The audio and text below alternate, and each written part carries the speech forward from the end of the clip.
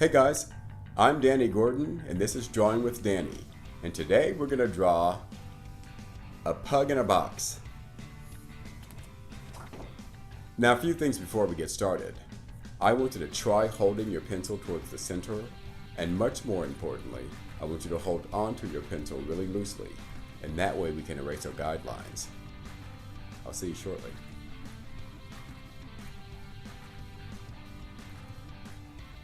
Okay, let's draw this really cute pug in a box.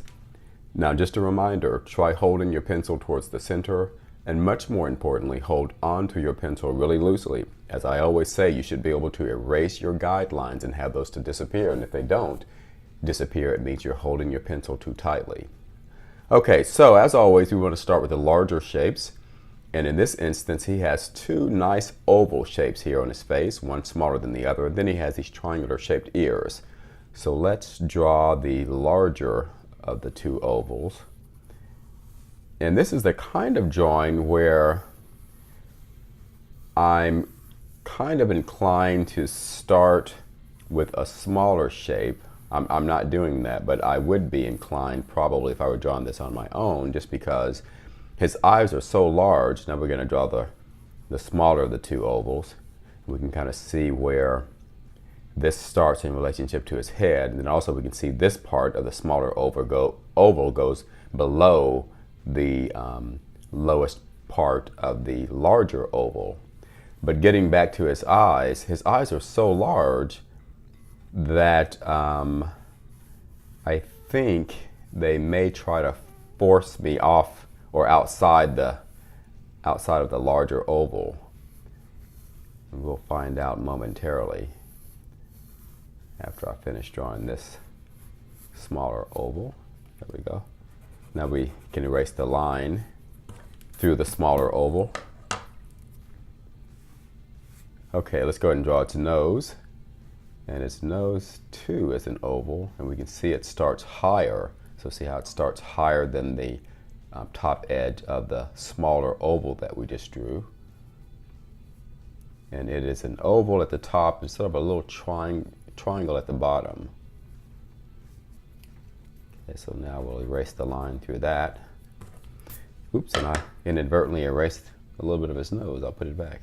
Okay, there. So now let's go ahead and extend a line straight down from the bottom of the triangle part of the nose. And then we're going to draw like a flattened W shape for the mouth. And then let's draw his little tongue. And that is an oval shape that's wider at the bottom than it is at the top. And then we'll draw a line through that. Now let's draw these series of little dots here. Now it's time to draw its eyes. So let's see what his, because his eyes are so big. Yeah, so see how I am going to extend this larger oval because his eyes are so large.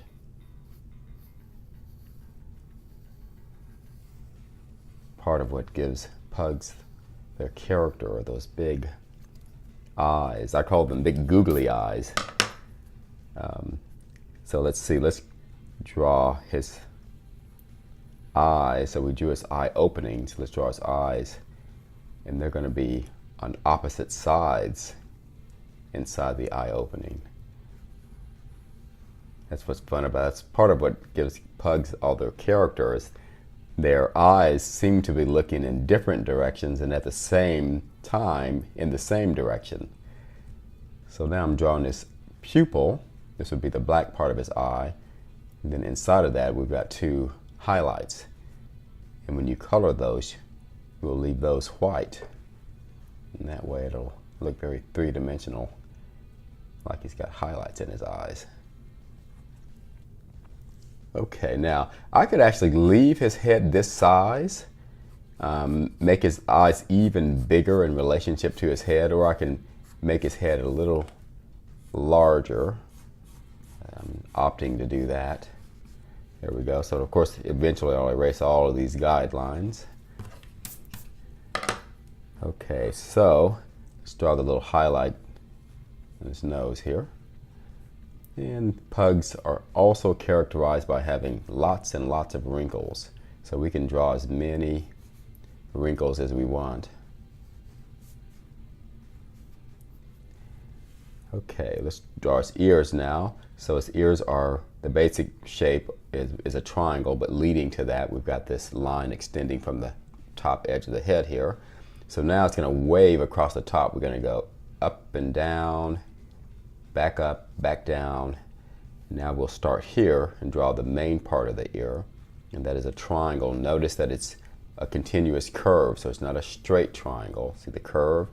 So as I get out to here, I'm going to go up.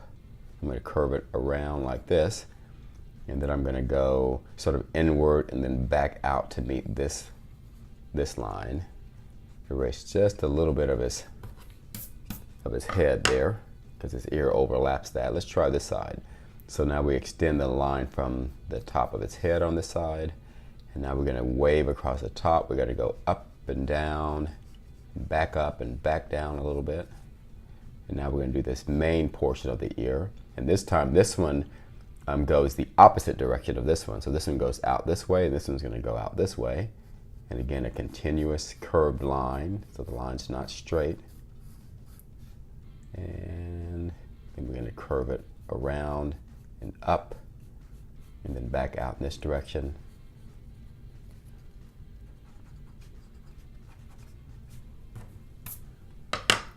Okay, now let's see, I'm going to clean this area up just a little bit. There we go. Okay, now let's go ahead and indicate just a little bit of its body. And you can make that as large or as small as you want. Sometimes I'll make really small bodies. Okay, now let's go ahead and draw the box, the top edge of the box. And that is just going to be a straight line. And then let's go ahead and draw this side of the box. So we're just going to go straight down. And let's go ahead and go straight across. Now we can determine how wide we want the box. Just go ahead and draw this flap here. So we're going to start with this angled line here. So we don't want to angle it too severely. So about like this, starting from the corner here. And now we're going to go across and figure out how wide we want the box. And we want this line to be drawn at the same angle as this line. They've got to be at the same angle. Now we're going to go straight across, connect those two lines. And now we're going to take this up. Now notice the edge of the box flap versus the edge of the box. So see how it's a little wider. So we want to make sure we maintain that as well. Erase that. Now let's go ahead and draw this line. So this time we're going to angle this up from the corner here. And then let's go over here to this corner and angle this line up as well. Got to be at the same angle. Okay, now we can connect the lines, or actually you can connect the line, but I'm going to stop there because I'm only going to have to erase some of it anyway because the box flap goes over it. So now let's go ahead and angle this from this corner. Let's go downward like this, and so see the angle that this is at. And we're going to go over here to the end and make sure that's at the same angle. And see, we want this, so see the overlap from the edge of the box flap to the edge of the box. We want to make sure we have overlap like that. And also we want to make sure that the distance here is kind of the same as it will be here. So kind of watch this side as you're drawing that. I'm going to erase a little bit of my box edge there. So now I'm going to go to this corner and go straight across to all the way to the pug's, in this instance to its head, and here kind of almost right there at its neck. Okay, so now we can go ahead and draw its paw. And you know what I'm going to do is, because I drew the box so much wider over here, which is not right or wrong, I'm inclined to put his paw on this side.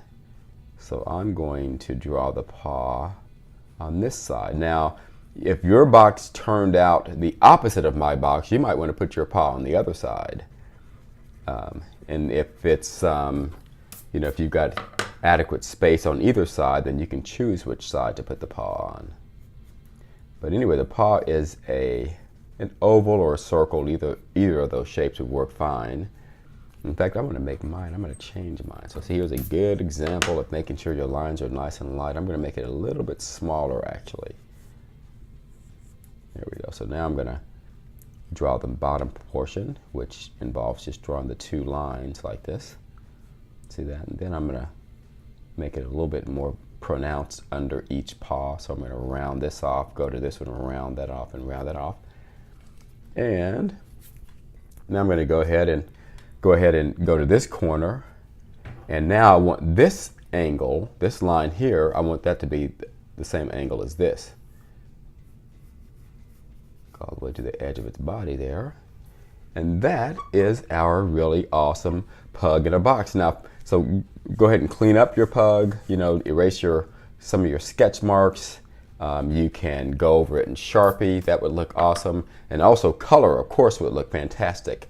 But anyway, thanks for joining me today. If you have any questions about today's lesson, leave them in the comment section below. Also, if you have any ideas of things you'd like to draw, leave those in the comments section as well. You remember the cool penciler that I drew that was based on an awesome kid from Eisenhower who left a comment about drawing a particular character. So also don't forget to subscribe and give me a thumbs up, and I'll see you next time.